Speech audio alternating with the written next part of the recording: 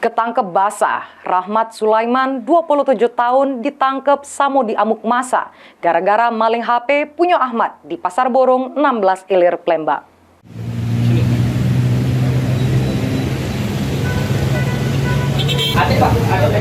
Sikok copet di Pasar Burung 16 Ilir Plembang di amuk massa pas ketangkep basah nyampak ke HP yang diambilnya karena ketahuan oleh pemilik HP.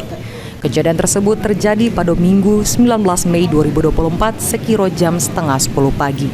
Sesudah ketahuan, pelaku langsung digiring ke PO Polantas Bundaran Masjid Agung, lalu diserah ke Reskrim Polrestabes Plembang.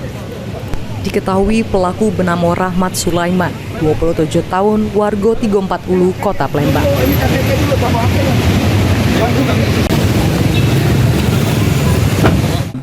Menurut keterangan adik korban yang juga pemilik HP yang digasak pelaku, Ahmad ngungkap ke mereka datang ke Pasar Borong nak jajo ke ayamnya di sana. Namun sele ada yang lagi ngadu ayam singgo melok nonton di situ. Pas kakaknya ngerogoh kantong, korban sadar kalau HP-nya sudem tidak ada lagi. Ditambah ke Ahmad dirinya selik pelaku tidak sengaja nyampak ke HP-nya ke bawah. Selik HP-nya nyampak, dirinya langsung ngato ke kalau itu HP-nya. Namun pelaku dengan cepat nginjak HP-nya biar tidak ketahuan. Ini nonton lagu ayam kan di Pasar Borong, kamu nak jual lah.